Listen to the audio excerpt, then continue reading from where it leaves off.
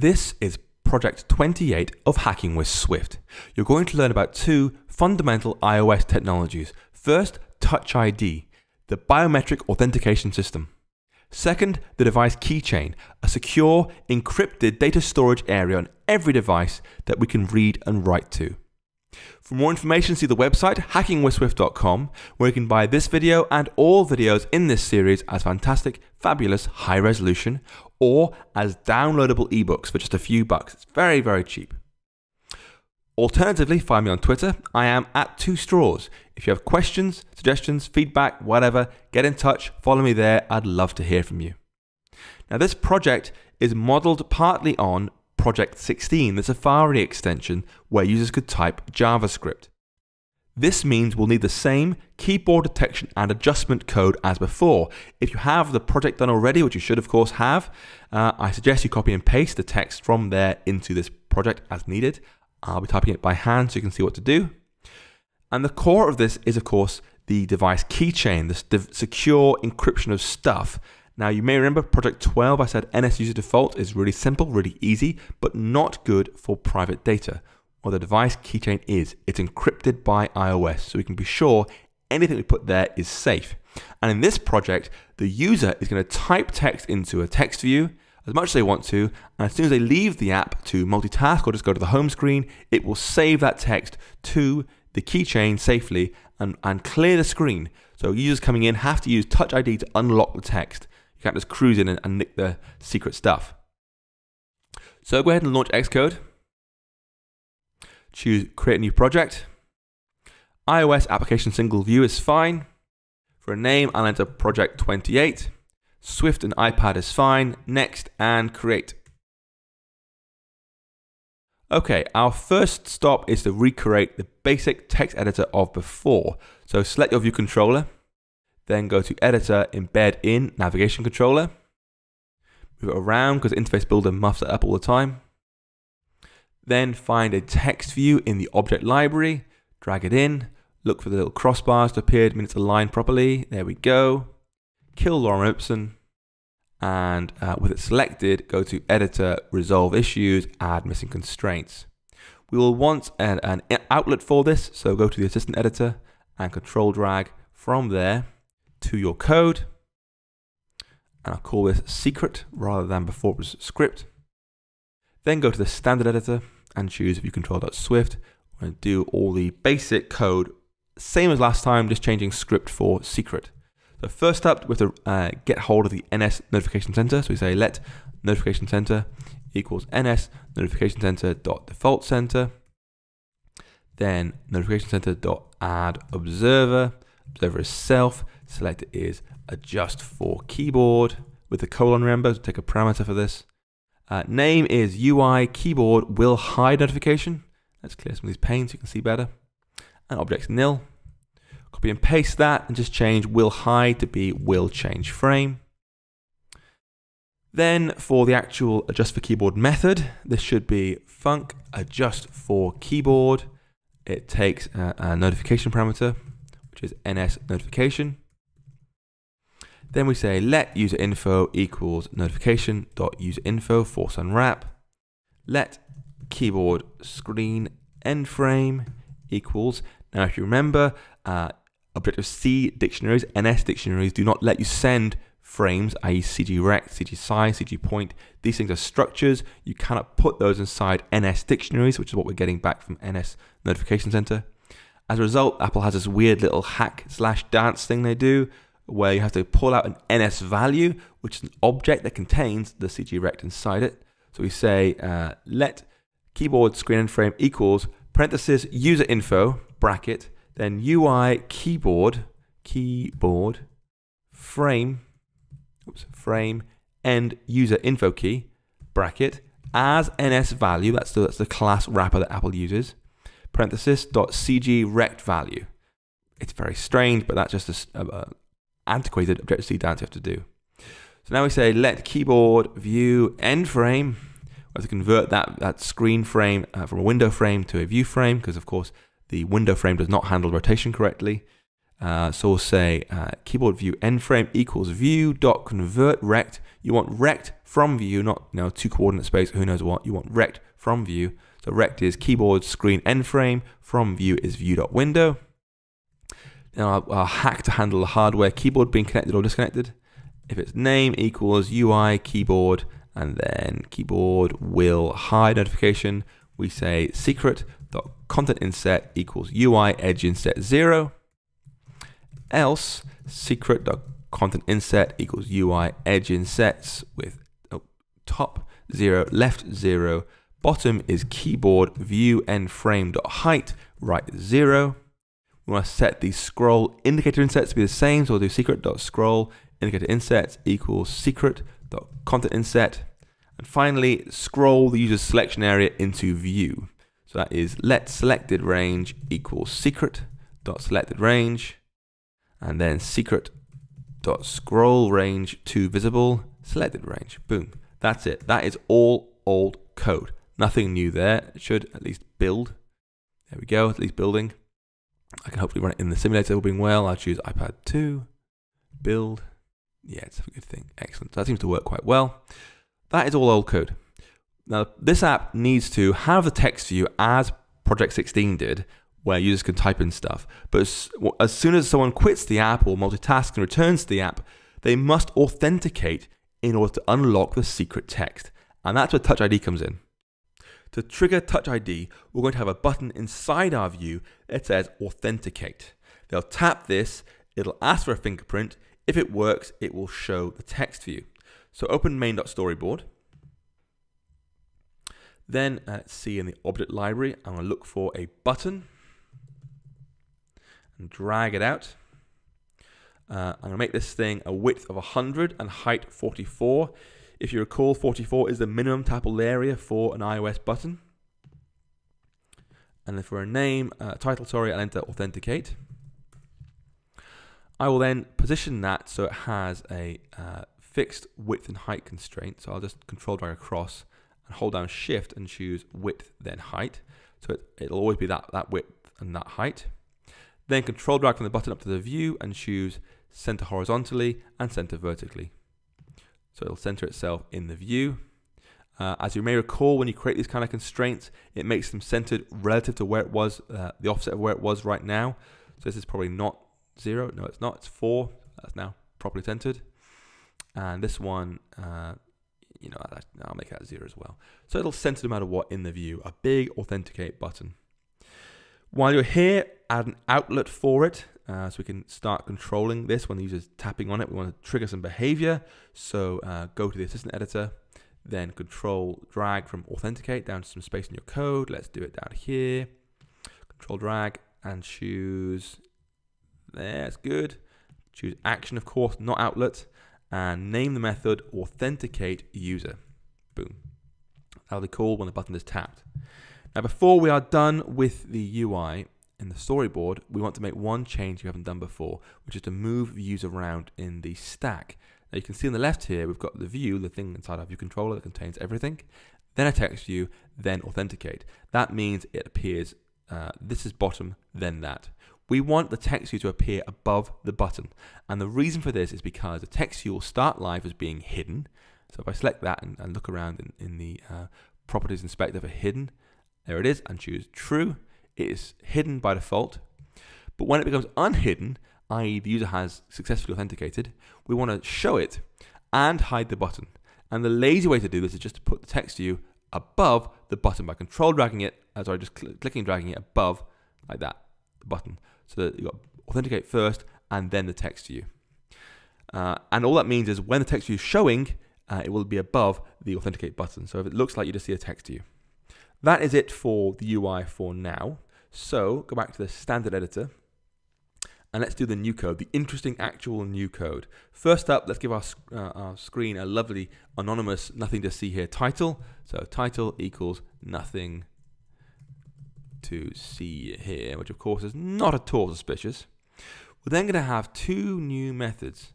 So the first one is func unlock secret message. And that will load the message into the text view as it needs to when it's authenticated. And another one is func save secret message.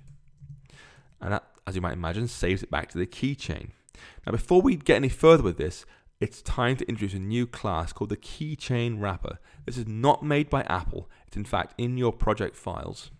You will see keychain wrapper.swift. This is a bit of open source software, and it makes working with the keychain as easy as working with NS user defaults, which is amazing because the keychain is actually extraordinarily hard to work with. It is secure, and often security, sadly, is difficult. Keychain wrapper takes all the pain away. It does all the work for you. Just use it like NS user default, and it does everything. It's fantastic. So just grab that from the project files, which you should have downloaded already from hackingswithswift.com, and drag it into your project. Oops. And then choose copy items as needed, create groups, like that. Okay, so in unlock secret message, what we have to do is, if we go to this method, it means the user's safe. Go ahead and do stuff. We'll say secret.hidden equals false, i.e. show the secret text area. Then change our view controller's title to be secret stuff, because they've unlocked it. We can be as open as we want to. And now we're going to pull out a string for a key, just like we did with the NS user defaults, and put that into our text field if it exists. Now, with keychain wrapper, you say keychain wrapper.string for key, then a key name. And just like NS user defaults, that key name is down to you. It means nothing to iOS most of the time. It's down to you what you store. So we're going to say if let text equals keychain wrapper dot string for key secret message.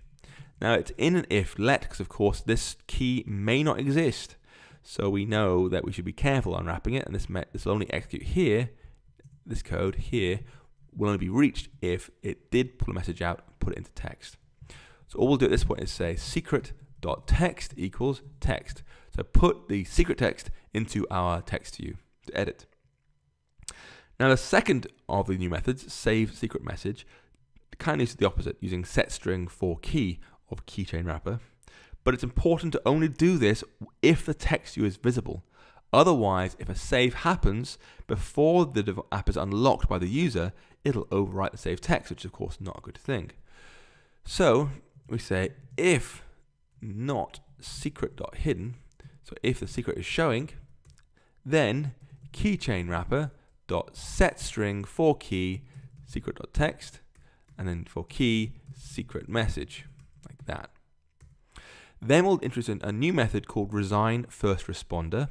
This tells a view that has input focus to give up that focus. In our case, input focus means the user's editing the text view and the keyboard showing as a result. If we say resign first responder, it stops editing the text view and therefore the keyboard automatically hides. This is important because if the keyboard is showing and someone comes back and comes in again and says, why is the keyboard showing? They get a bit suspicious, you see. And of course, they aren't at all suspicious right now, despite the obvious nothing to see here title. Anyway, we just say secret.resign first responder, which in our case means get rid of the keyboard. Then we'll re-hide it, secret hidden equals true, and set our view controller's title back to be nothing to see here. Super clear, nice and easy. Now, two questions remaining. First, how should users trigger a save when they're ready?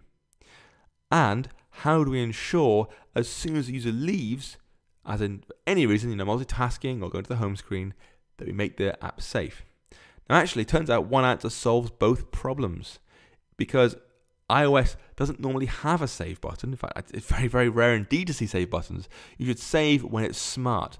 And for us, if the user's trying to leave the app at any point, they press the home button or multitask, whatever it is, we can save then and hide the text at the same time.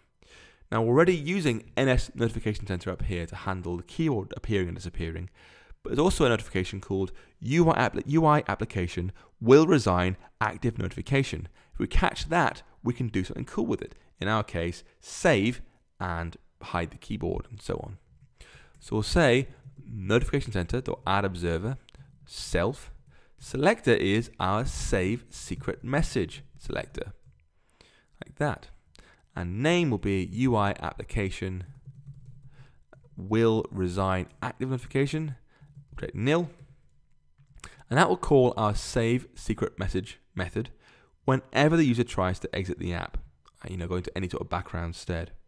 And the last thing to do for now is to, inside authenticate user, just have in here unlock secret message like that. So pressing the button auto unlocks. We'll put obviously Touch ID in later, but for now it should at least work. So I'll build that. I will run that, and let's see if it works. See if I've made any mistakes so far. So there is no text thing. I can't select anything. I press authenticate. Secret stuff appears. I can tap in there to type, all being well. Notice I am typing behind the keyboard, typing behind the navigation bar. That is, of course, the IB auto layout constraints, completely getting it wrong. The way to fix it is to remove the vertical constraint from the top, like it's that one. So text view top equals super view top. Zap that one, and instead text view to top layout guide and do vertical spacing there. That fixed it correctly. It's much nicer. Let's try again. Authenticate.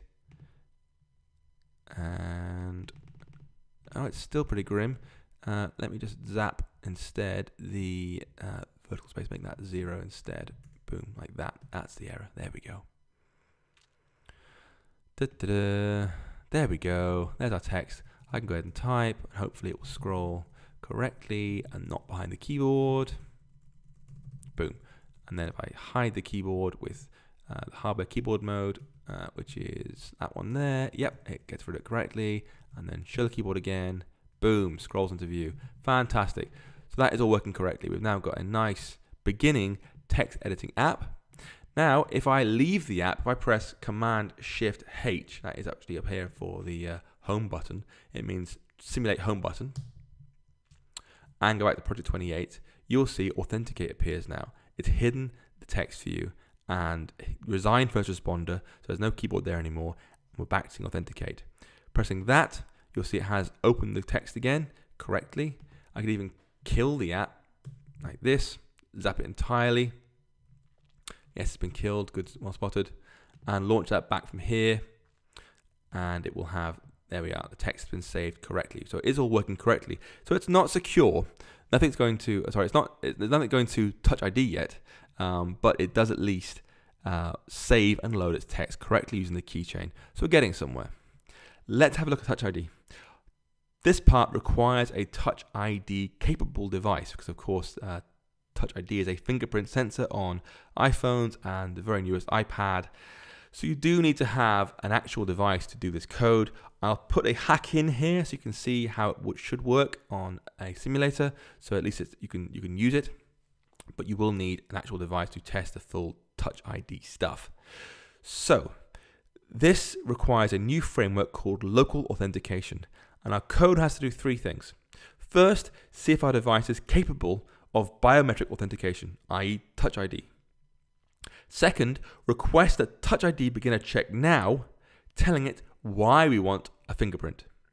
And third, if Touch ID works, it means this is a device owner, so we can unlock the app. Otherwise, show a failure message. Now there is one caveat here.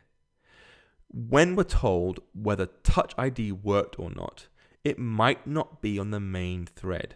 So we have to use GCD, dispatch async, to make sure any UI code happens on the main thread. Remember, no UI code should happen on a background thread. It's very naughty.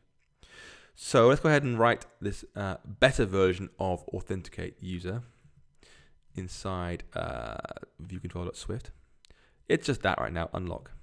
So first import the local authentication framework. So do import local authentication like that. Then inside authenticate user, we want to say var context equals LA context. This is a system object that handles authenticating users. We also want to create an optional NS error to find out what went wrong, if anything, of course. So var error is an NS error question mark. Optional. Might exist, might not, we don't know.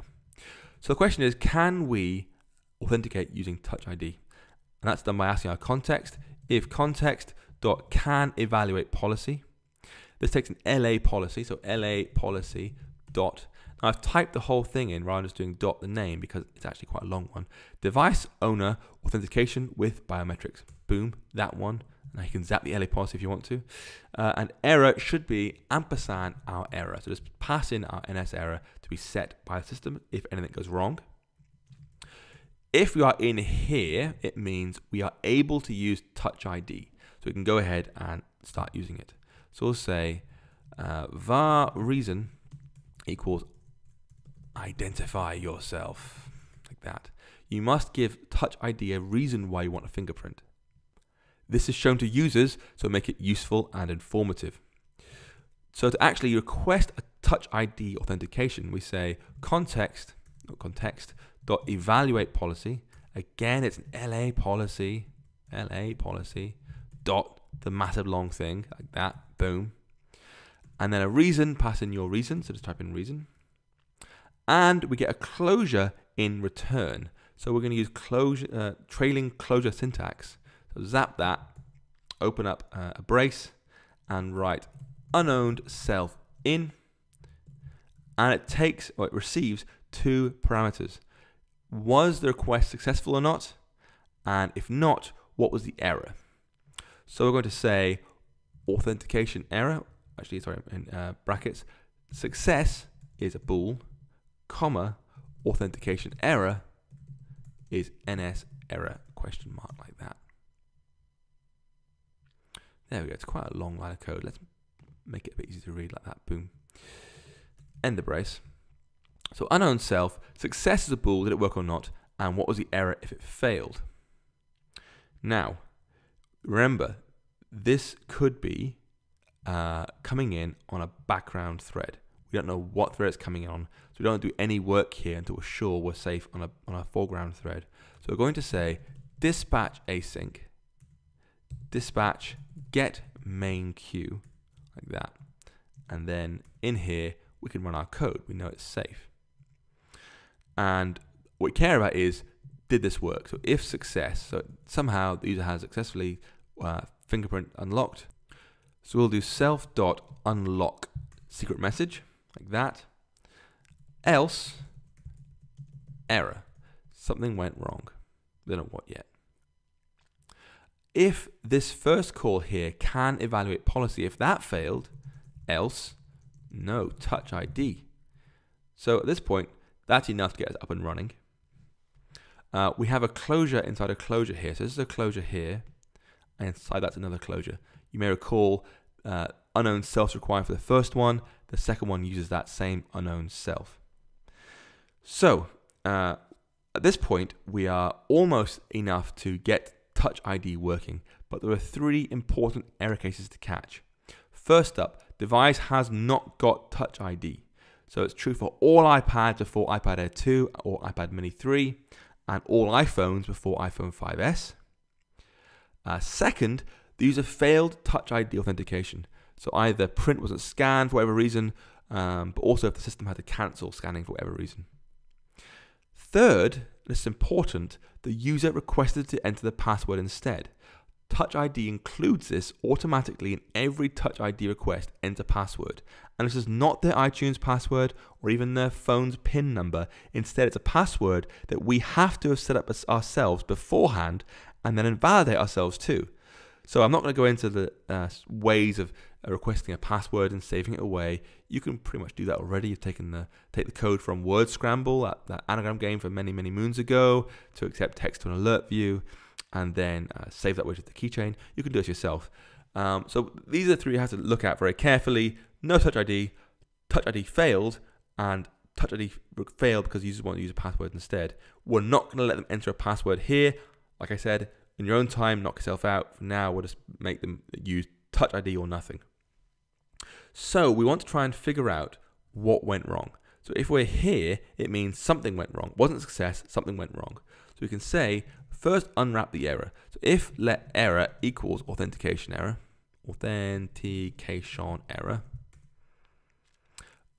unwrap this optional error into this. If error.code is LA error.userFallback.raw value. That means if the user has requested to use their password instead, and we have no password set up. We're not allowing it, so we'll just bail out this point. We'll create a UI alert controller. So let AC equals UI alert controller. Title is passcode. Ha! Message, it's touch ID or nothing. Sorry. Of course, you'll want to enter slightly more meaningful text in there than this. That's okay. Preferred style is default. Oh, sorry, that is alert, not default. And ac.add action, UI alert action. Title is okay. Style, this is the default. Handler is nil, just dismiss it.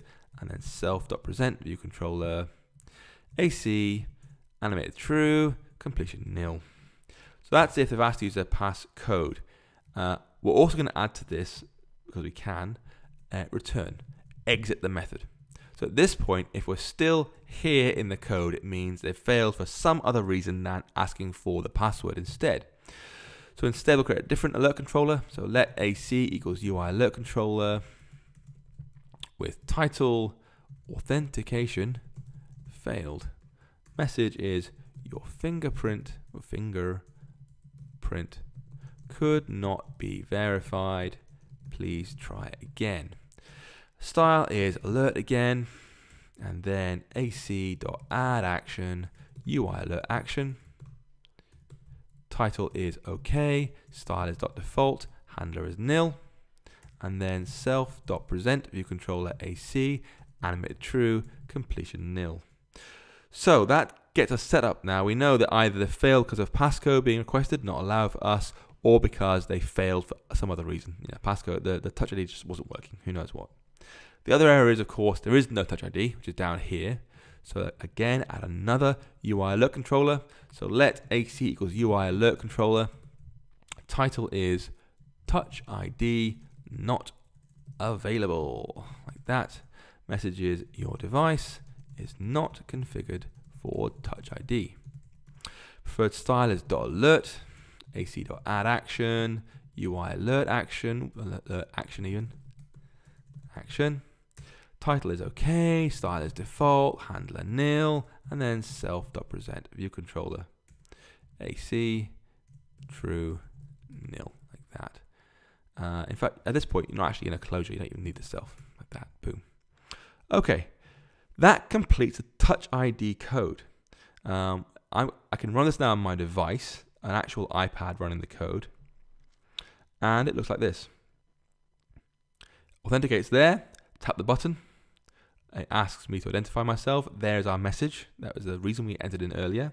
I'll use my fingerprint to unlock the device. Boom. Secret stuff appears. I can go ahead and type some awesome text in here. That. Then press the home screen. And then go back in again. Project 28. And it's locked me out once more. So this has worked very, very well, I think. But we cannot test this inside the simulator because it requires an actual device with Touch ID enabled, so iPhone 5S or whatever. To make this work as a hack, we can change two lines of code. And it's obviously temporary here. First one, this if context can evaluate policy, that will fail for the simulator. And similarly, success here will again always fail because we cannot evaluate the policy. So the solution is change this thing to be if true, open brace, and I normally leave like // after it so you can keep the original line of code before the hack after it like that, but it's just commented out so it doesn't hurt anybody. And then again here, if true, like that. With that hack in place, it will work inside Simulator. You won't receive the Touch ID prompt anymore. It'll just go straight unlock the thing straight away, but at least it means you can go ahead and test some parts of your stuff inside the simulator. And that finishes the project. Very, very easy, I hope you'll agree. The local authentication framework is brilliantly simple, and biometrics, it keeps everything safe. You can be guaranteed your user has used their fingerprint successfully to unlock stuff. And as you can see, there's no access here for us to fingerprints. We can't read the fingerprint, copy the fingerprint, download the fingerprint, who knows what. We can do nothing with it. The device handles all that for us. The whole authentication system is just a screen that it shows, does all the work for us, and then unlocks if it allows it to us. So, for more information, go to the website, hackingwithswift.com, where you can find this video and lots of other videos for sale. in beautiful high resolution, along with ebooks for sale, which are fantastic and have lots more information where possible. Alternatively, find me on Twitter. I am @2straws. Follow me there. Get in touch. I would love to hear from you. Have fun.